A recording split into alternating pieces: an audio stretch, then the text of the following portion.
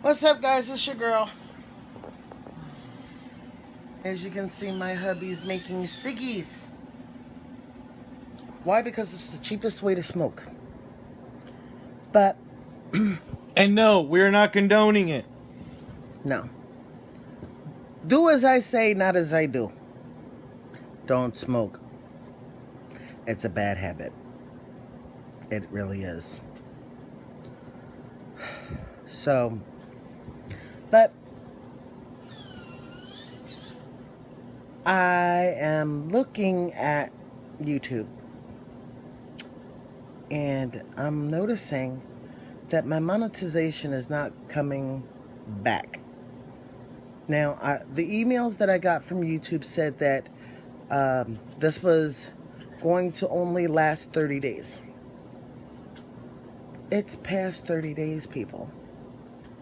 Bring me back my monetization. I mean, I really could care less about it. It's not really making me that much money. $6, big whoop. But do you really think that's fair to keep me banned from monetizing my videos for more than 30 days? All because I cursed in my birthday video? Wow. But anyway, that's not the reason I am making this video.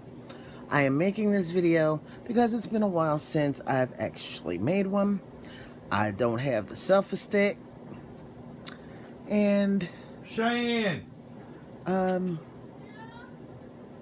last video I made was for my daughter because Go get mommy's selfie stick. The last video I made It's on the entertainment center right under the TV. Wow, y'all. Last video I made was for my daughter because she was homesick. I do apologize. And it was basically a video to help her feel better and to let her know that she was coming home the next day and that we would be here for her.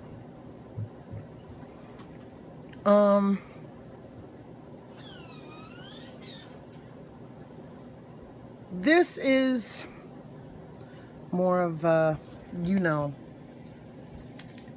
kind of a get to know Shankara, aka get to know Janine, aka Shankara, kind of thing. Now, but not other questions. How's it? Does it help? Yeah. Some people ask why I have these scars on my forehead.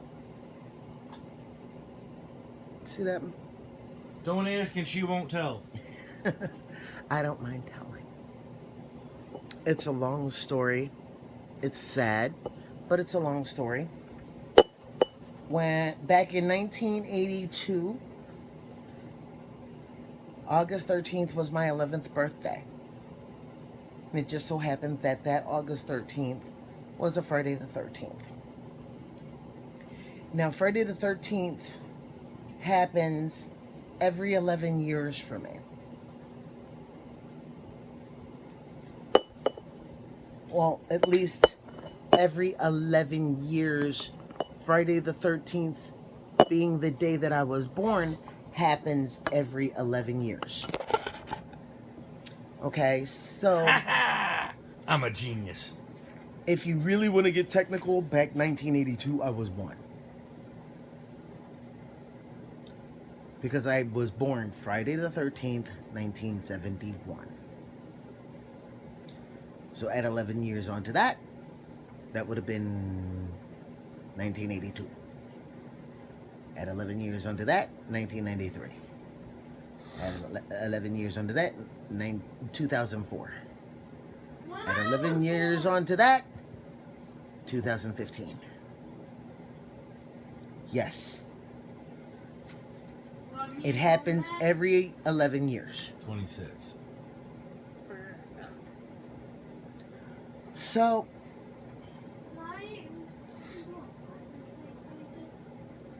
I'm praying I am. It's only like It's 10 only years. 10 years from now. I'll only be 55. You didn't hear what I was. But anyway, back in 1982, August 13th, 1982, was a Friday the 13th. Now, a lot of people say, watch out, Friday the 13th is bad luck. No, for me, it's actually good luck because it's my birthday. It's the actual day I was born on. And it's one of the days where I get to cut loose. I don't get to get real crazy, but I get to cut loose. My hubby gets protective. My kids get protective after Friday the 13th because the day that's bad luck for me is Saturday the 14th. It doesn't matter if it's in August. Saturday the 14th is bad luck for me. Always has been. Probably always will be. Now, I explain this because these were first gotten on Saturday the 14th. And I say that because back in 1982, medicine was still in the dark ages. At least that's what a lot of doctors tell me. I broke my neck, basically. And I had to be put into a halo, which is a steel ring around your head.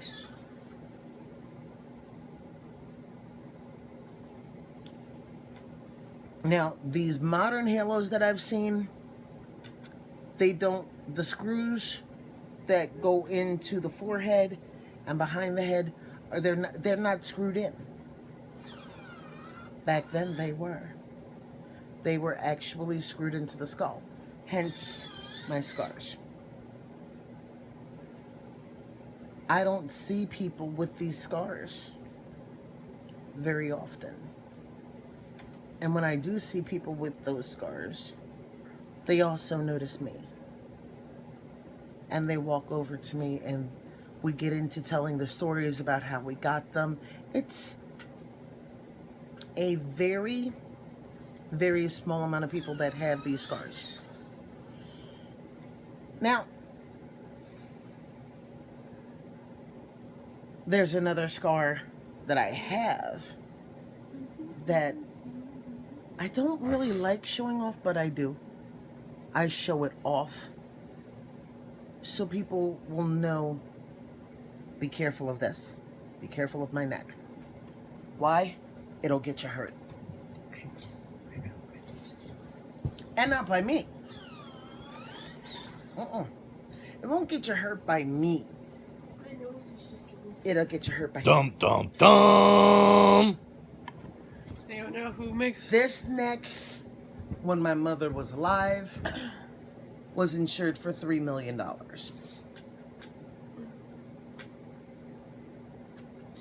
It's not anymore. Why? Because I don't think it's worth $3 million. The surgery was. The neck, not so much. I've been told by my family doctor, don't let anybody touch it but him or my spinal doctor. Those are the only two people that are allowed to go near this neck. But who decides to go near the neck anyway? Children. I'm sick. I'm tired. And Careful. he meant medically, silly. I know. Now go to bed. Go. Oh, what? I don't know. Now. I am leaving. Well, you might. Now. The reason why my husband is very protective over my neck is because he's afraid that my mother will come back and haunt him. It's not a fear. It's a known fact. It will happen. No, she won't.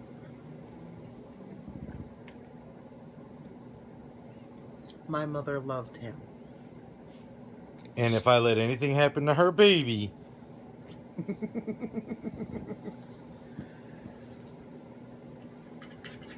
He swears my mother's going to haunt him. She ain't gonna haunt him. She loved him to death. But anyway.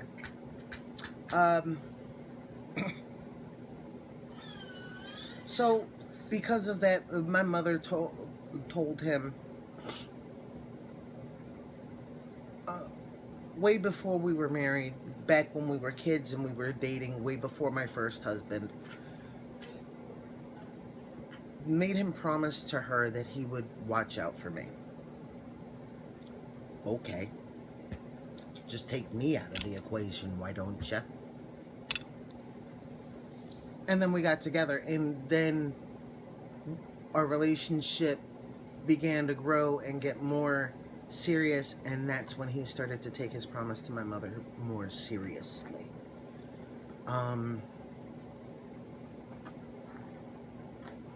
Because he's seen what happens to me on Saturday the 14th. It ain't exactly a pretty sight. It's downright scary sometimes what happens to me on Saturday the 14th.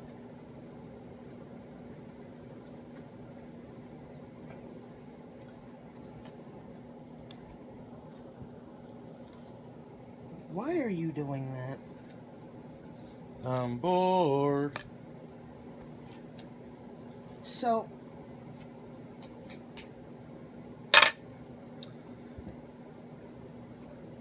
he takes his promise to my mother very seriously. And he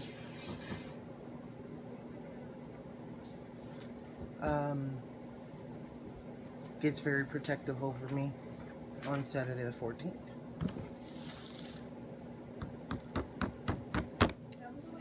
So, There wasn't enough there to do anything with it. And it was all crumbly. That's the reason for these scars up here. Now, if I could show you the scar on my neck, I would, but unfortunately, I'm not exactly ambidextrous. Oh, you're gonna show it?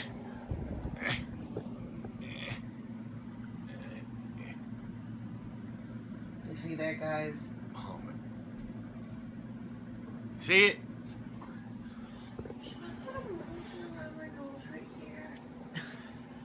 It's not exactly a pretty scar.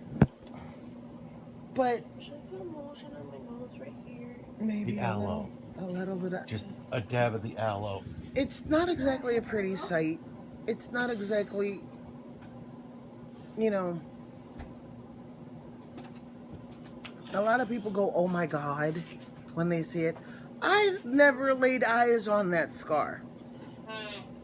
So I don't know what it looks like. Everybody tells me, oh, it's yay long, yay wide, and it's ugly. Taking pictures of it before, and she's like, nah, that ain't it. Nah. It's not ugly, it's beautiful. It's beautiful.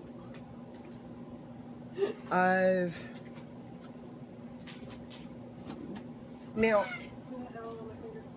I'm not going to go into the story of how it happened. I'm just going to tell you the day it happened.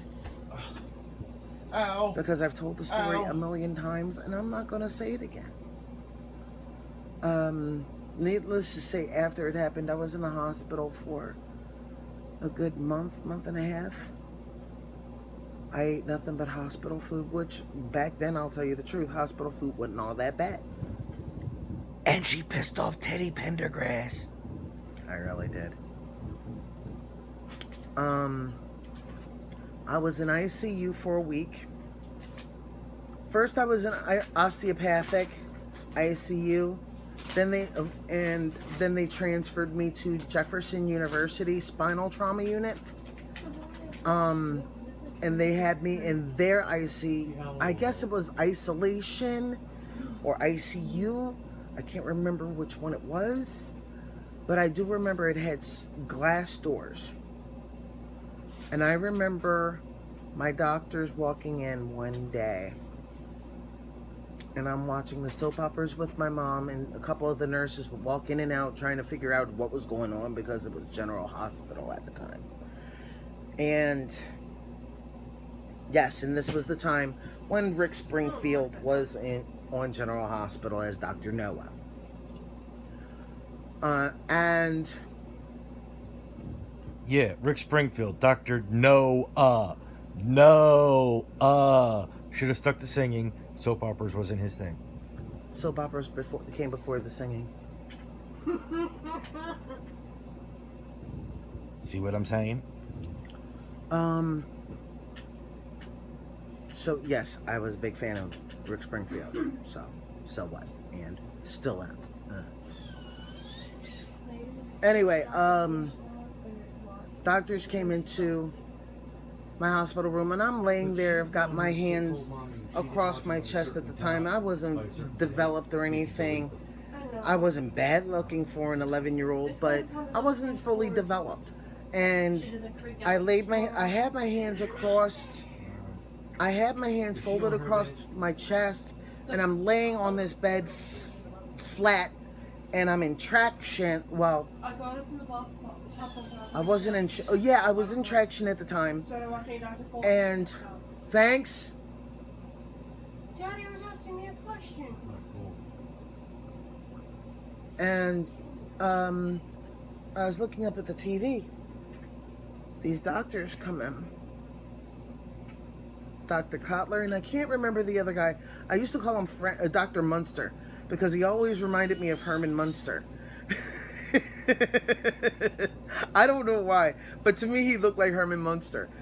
But it was Dr. Kotler, and it's Cotler. Retired. He passed away. Like I said, retired. At that time, he was, I'd say, was in his early 60s, mid to early 60s, full gray hair, and at the time I didn't know he was a jokester, but he also didn't know about me when he walked into that room. These two doctors and a group of med students followed them into my room. I'm laying there, laying flat, looking up at the TV, which is like 5 feet above me, straight in front, so it wasn't hard to see. And I'm laying like this, and they're explaining everything to the med students, and they could not believe that I had full mobility still. Now, they had taken x-rays of my neck, and I'll get to that in a minute, but the break of my neck was serious.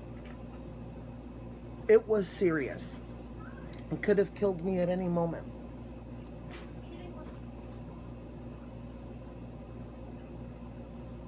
Or at least made me quadriplegic at any moment with one wrong move.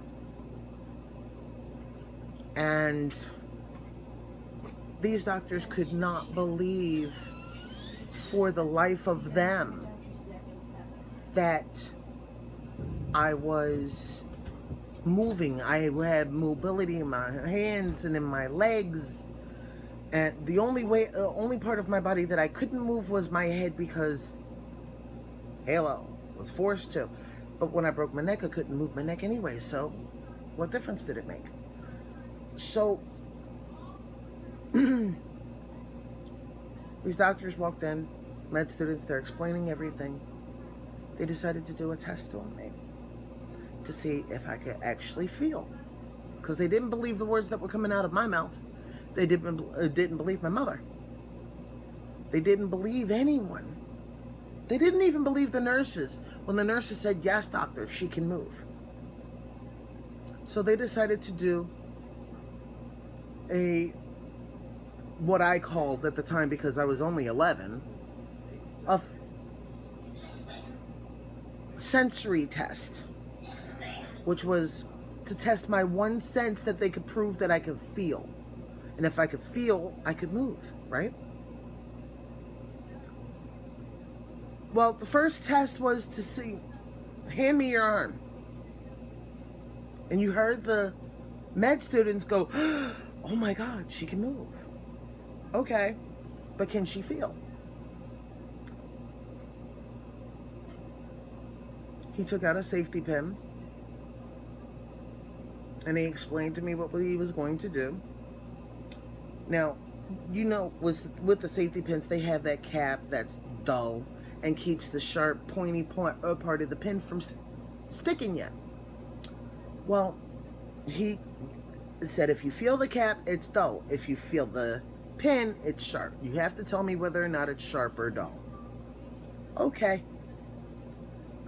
He says, close your eyes. Being as though I couldn't turn my head, he said, close your eyes. I said, okay. Closed my eyes, and he jammed the pin into the center of my palm. And he said, sharp or dull. And before he could get dull, or even the word or, my right hand came back and cocked itself. And I had already had my right leg propped so I could turn my body and swing at him. It took 3 of the med students, my mother, and 2 nurses to keep me from moving to hit him. And all I screamed was, it's sharp, now get the hell out of my room and don't come back. I'm 11. He says, oh my God, she felt that. I went, no duh. What did you think was going to happen? It was going to stand up and say and sing Howdy Doody for you? It's howdy doody time. It's howdy. He didn't get it until he saw me try to punch him. Well, he called my mother out of the room, into the hall. And the nurses are looking at my hand, and it's kind of bleeding. So they're patching up my hand and telling me to calm down and everything. And he came back in, and he says, well, I got good news and bad news. He says, first of all, I'm going to apologize. That was the bad news. We have 2 options. But we have 2 options, and I'm going to tell you what those 2 options are. I said, okay, fine, but touch me again and you're going to get hit. And that was the good news. He says, well, we can put you in a body cast with your halo attached to it and see if the bones heal naturally. Now, everybody knows when you break a bone and it's reset, it starts to mend itself. And the bone starts to grow back together and naturally mend, and calcium forms around that mending to reinforce the break. I said, okay, what's the second option we have? And he said, surgery. Well, the first thing out of my mouth was body cast. My mother went surgery. I said, no, I'm not going through a surgery. No. It's bad enough I have these things in my head, and I have 1, 2, 3, 4. I have 4 of them. 4 pin scars. So my mother is like, Janine, but I said, no, I'm not going through a surgery. I'll go through a surgery if that's my last resort. But that's not my last resort. I'm not going through a surgery. No. So he said, okay, this is what we'll do then. First, we'll try the body cast. And if there's no sign of healing, if no bones are being mended or anything like that,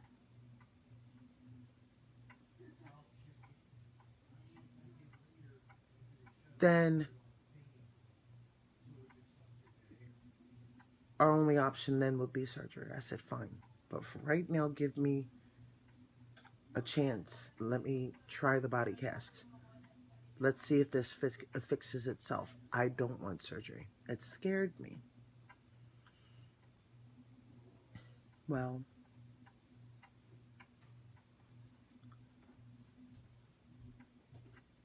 a little while later, I'm down in a room and I'm knocked out because they didn't want me awake for it. And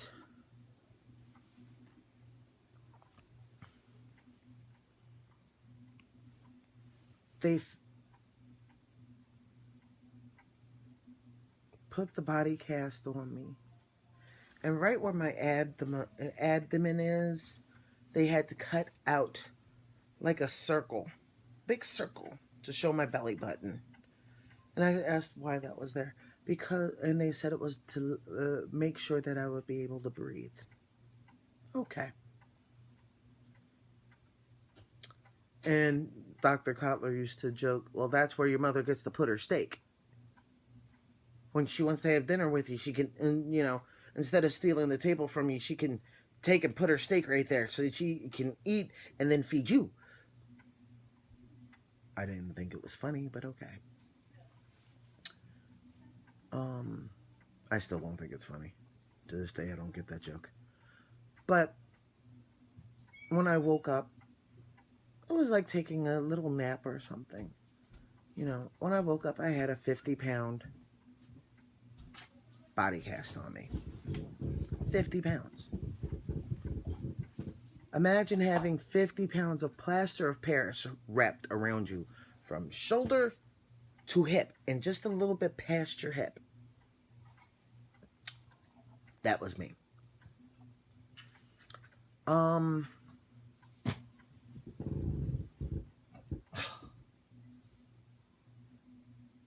Had that on for all of 2 weeks. And the doctor comes back in and says, there's no signs of healing. We have to do the surgery. And I broke down into tears. Literally broke down into tears because I didn't want the surgery. I could care less about scars. Who cares about scars? I was scared of going under the knife and not coming out.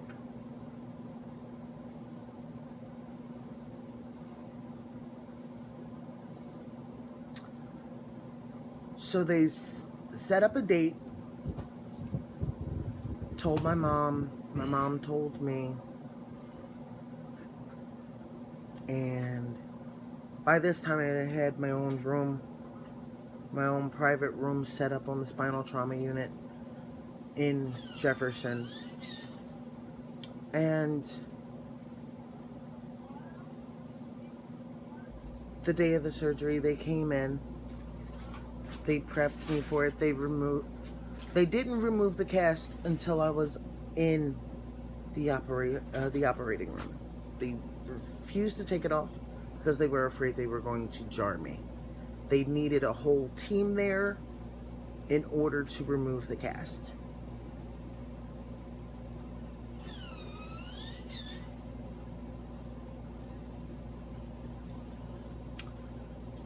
Now here's the scary part.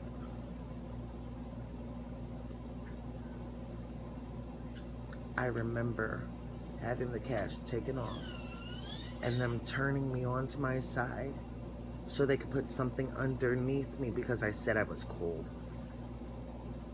And I wasn't laying on the table. I was face down where my face was open. It reminded me almost like one of those burn strikers, one of those burn beds, where if you get burned on your back, they don't put you on your back. You have two straps, one here and one here. And that's what I was doing. I was on one of those beds. And I told them that I was cold. And they did their best to cover me up. They covered me from waist down for the moment. And they covered my arms because they had to have my back open. Then the anesthesiologist put the mask over me and told me to count backwards from 10. Well, I don't remember hitting 8. And I fell asleep. Now, how everything was explained to me was that they went into my left hip and took a bone graft. Now, what that is they took a piece of bone out of my pelvis, and they fashioned a vertebrae. No. Go ahead. They fashioned a vertebrae. And let me tell you the reasoning behind this, and this gets into the x-rays. If you guys know anything about your cervical spine, you know that they're the ones basically in your neck region and your upper shoulders, right? So there's C1, C2, C3, C4, C5, C6, and C7, and I think there's a C8. I can't remember my anatomy, but okay. C1 and C2 in my neck were knocked out of alignment. And C3, excuse me. C1, C2, C3 were knocked out of alignment. C4 was completely crushed, obliterated. Okay? So there was no vertebrae there. And C5 was knocked out of alignment. Now, let me show you how this was explained to me. They put two fists together and they says, imagine this is your spinal column. Perfectly straight, strong. Can't break it. It can bend, but it can't break. What had happened to me was C4, which would be, say, my knuckles on both hands, was crushed. So my neck and my spinal column slid and went like that. And the fragments from vertebra C4 protected my spinal cord from being severed.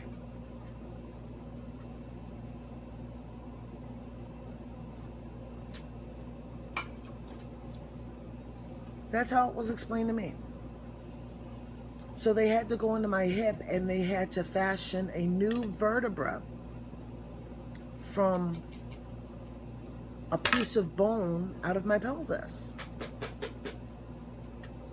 and put that into my neck so I would have a fourth vertebrae. And then to hold that in place, they had to put wire into my neck. They could never remove it. It's still there. I occasionally set off alarms at the airport or in courthouses if they're set too sensitively. But I do.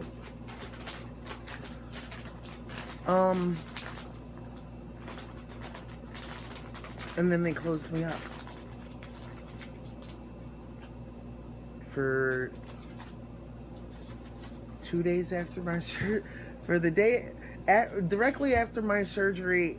I remember waking up and my mom and my dad being there several times. I remember waking up and my mom would say, "Hey, Janine, your dad's here." And I says, and I remember looking over and my dad was there and he gave me a kiss and he says, "How are you, kiddo?" And I said, "I'm fine, Dad. How are you?" He says, "I'm good. I'm just worried of you." And I says, "Don't worry about me, Dad. I'll be okay." And I looked over at my mom and says, "I said hi to Dad now. Can I go back to sleep now?" That was funny. Somebody should have told Kotler that joke. But that was funny. The second day after the surgery, I was still kind of groggy. I don't really remember it all that much. They said I still slept through the day. The third day, I came completely out of the anesthesia, and I asked my mom, because, like I said, I was groggy from the anesthesia, so I only remember a couple of things from directly after the surgery. And I asked my mom. She says I talked in my sleep. I said really dumb stuff. Stuff kids would say in their sleep, like somebody stopped the monster from under my bed or some dumb shit like that. Excuse my language. And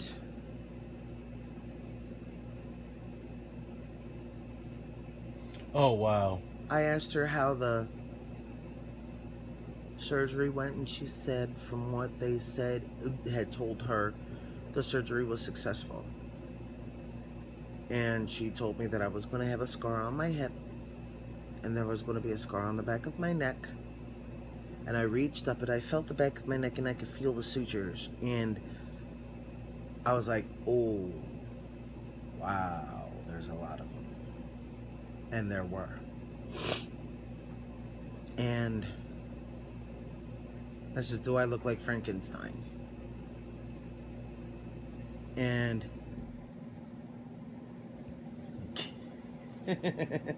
my mom would say, I'm not gonna lie to you, you kind of do. I'm like, okay, how bad? She says, the only scars you're gonna have are the ones on your neck, and this was not caused by the broken neck. That's another story. But the only one you have from the front is your tracheotomy and your pin scars. Those are the only ones you're gonna have from the front. So people are gonna ask you what happened. They still do. I like to joke and say they were her horns that were cut off at a young age. Devil child, what can I say?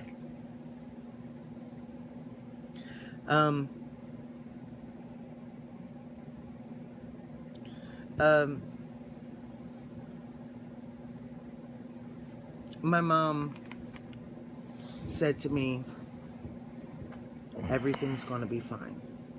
You wait and see, everything's gonna be fine. Until the fifth day after the surgery. Right. Until the fifth day after the surgery.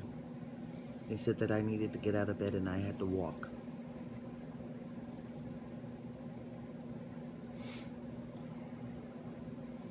That was a bad idea. Now, I don't know about you guys, but unless you've had a bone graft, you don't know that kind of pain. It's painful. Wow, is it painful. And they expected me to stand up on it and put my weight of no longer a Halo body cast, no longer 50 pounds of plaster of Paris. Nah, it's 20 pounds of plastic and 10 pounds of sheepskin or lamb's wool. Medical terms, sheepskin. And they wanted me to stand up with that. And 6 pounds of metal.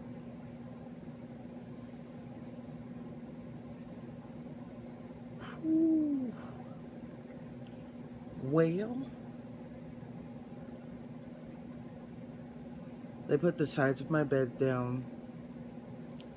They helped me sit up, and I was like, oh, something hurts. Something hurts. That's not good. Something hurts.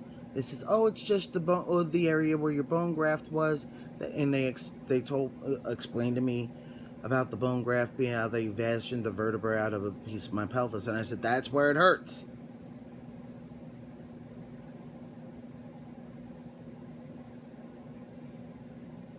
I tried 3 times to stand up that first time.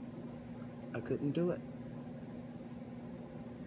The next day, I had to go to the bathroom, and I was not going to lay on no bedpan. Because frankly, all that's nasty. So, I said, I had 3 nurses there. Basically, my mother was nurse 1. There was, if I remember, her name was Judy. She was nurse 2. And I can't remember the other lady's name. I think her name was Lisa or Linda. She standing directly in front of me with a wheelchair. And all I had to do was stand up, turn around, and sit into that wheelchair so they could wheel me into the bathroom. That's all they wanted me to do was stand up and turn around. Okay. I stood up and I screamed. I had the patients so up in arms because I screamed so loud. And then I got out of the wheelchair and I screamed again. I sat onto the toilet. I screamed once more. Once I was done on the toilet, there was a bunch of screaming after that. Because it hurt. It hurt. And then on top, to speed up the bone regeneration, they had me drink liquid potassium. Blech. The nastiest thing you could ever taste in your life. It didn't taste like no bananas. Didn't taste like no bananas. Came in a little brown vial, about the size of a ginseng vial. And they put a straw into it and told me to drink it. First time I drank it, it was so nasty I almost threw it up. So they decided, okay, she needs a chaser after drinking it. They would always ask me, apple, orange, or cranberry juice. I always chose between the orange and the cranberry because those would kill the taste of the potassium quicker than the apple would.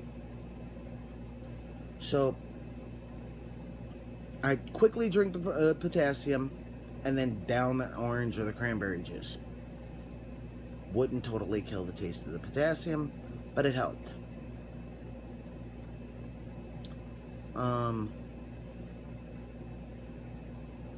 About 2 weeks after my surgery, I was allowed to go home.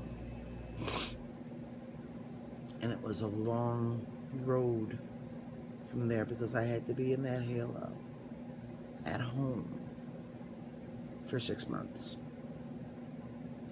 And my mother was so scared to leave me by myself in the house because my bed was upstairs and I had to go to school. So she ordered, back then it wasn't online, it was a special speakerphone that had to be delivered to the house. And I was in a class with another boy. I believe his name was Robert or Bobby.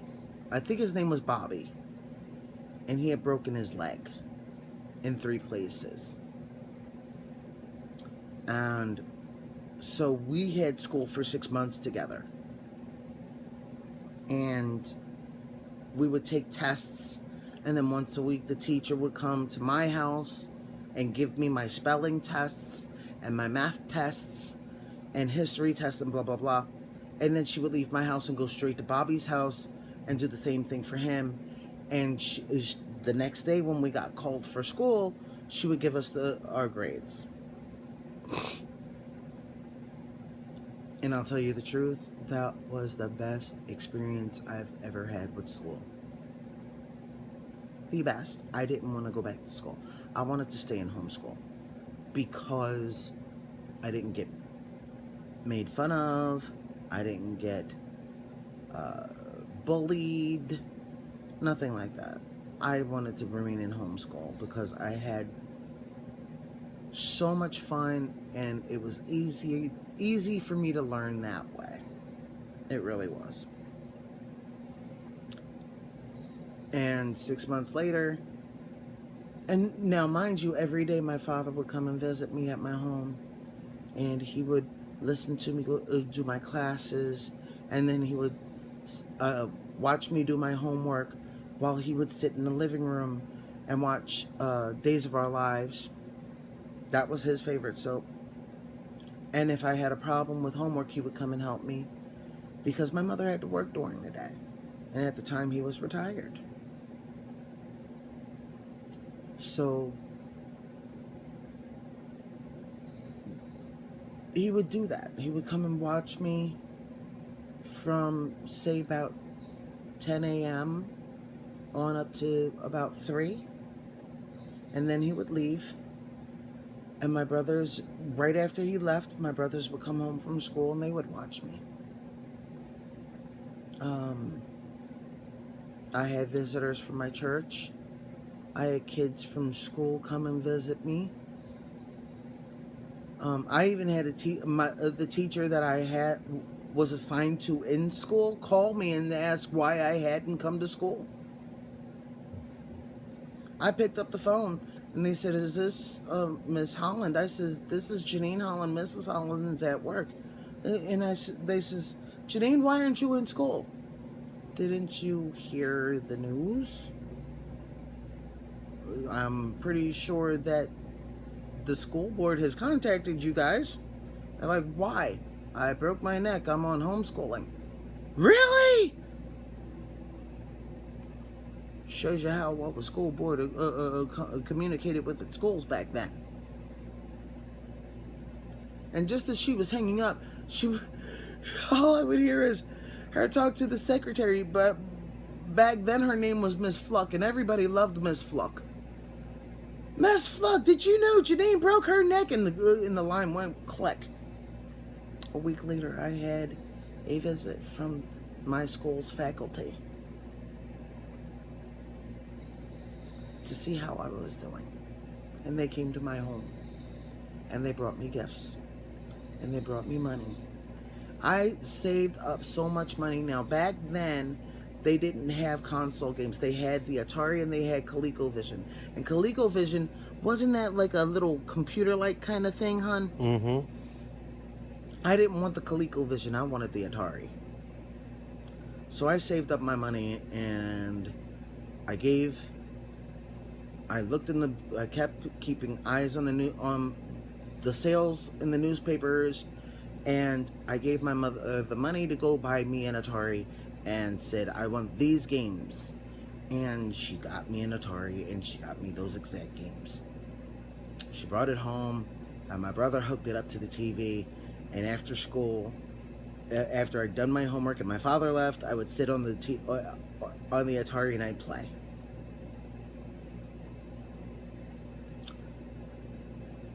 And after the Atari was paid for, I still had over $1,000 saved up. So my mom would take me makeup shopping, or she would take me clothes shopping. Now, makeup was very hard to get, being as though I had to wash those pins with peroxide and water every single day. And believe me, they would scab up all the time. So needless to say, it was difficult keeping them clean. But once the halo came off, I had to be in a cervical collar for another month. And then came the time for me to go back to school. That was scary. Because I had to take the 2 cervical collars that I had to keep one in school and one in my backpack at all times.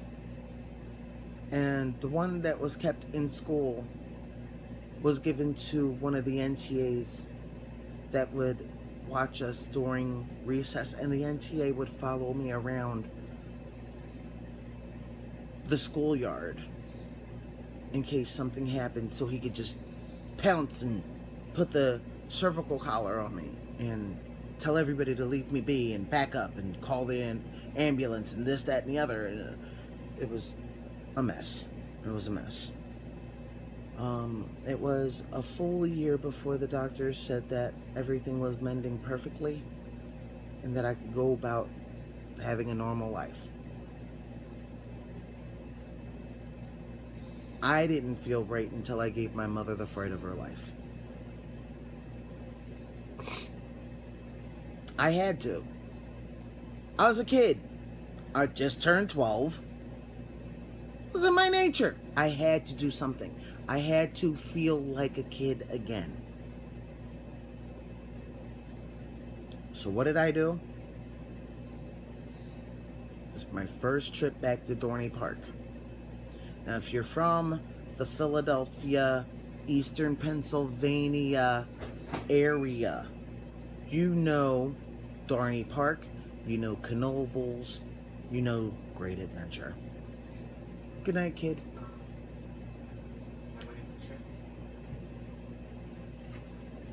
I could only give you 3. It's still $3 more than what you had. Okay.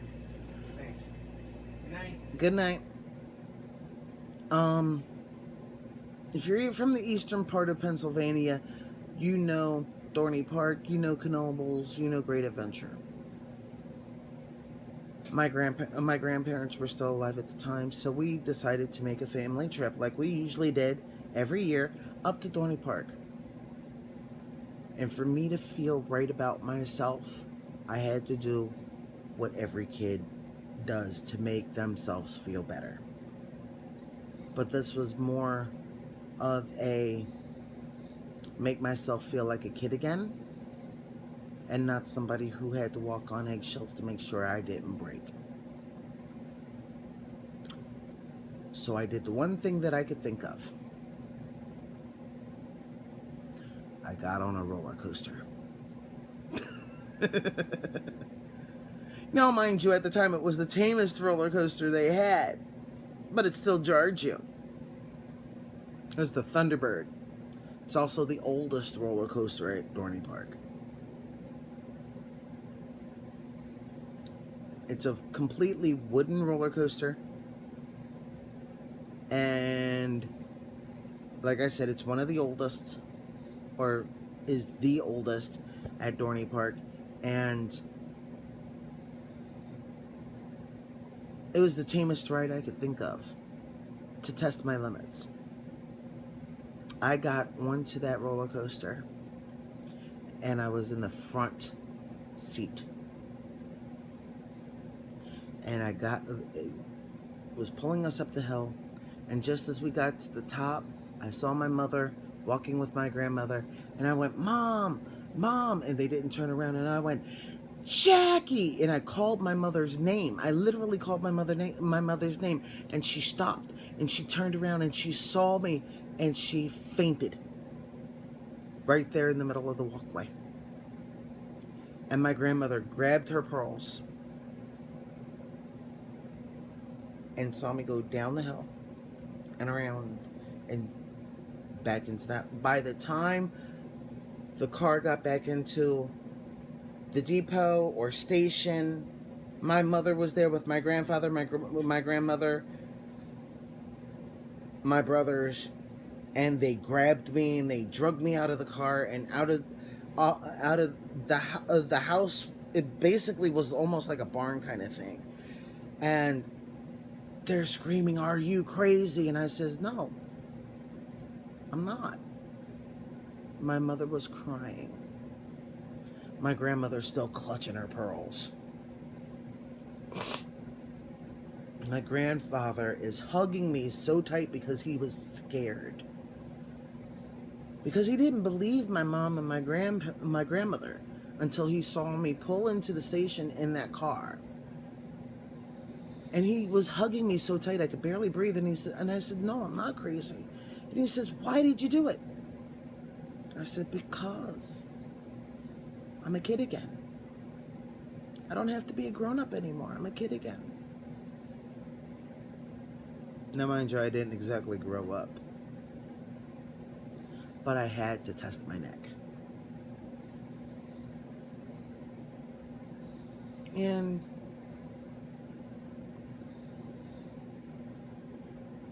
even though I scared the hell out of the people I loved the most at that time,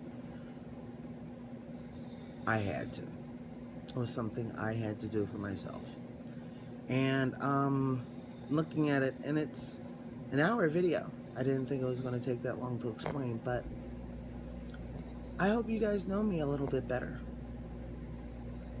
I wanted to let you know about the scars, because you guys have been watching my videos and you've known and you've seen my scars, and I'm pretty sure it's gone through your head. What are those? You know? Well, now you know. And if you want me to tell you about this, leave me a comment below. I'll tell you about it. If you want to know about the scar that goes through it, leave a comment below. These are my battle scars. I've been through war and back. So, that's me. That's the most, one of the most traumatic things I've gone through in my life. So, like I said, if you want to know more, leave a comment below, and I'm going to end this off. Facebook, Instagram, Twitter, links below, and I love you guys to the moon and back, and I'll see you in the next one. Bye, guys.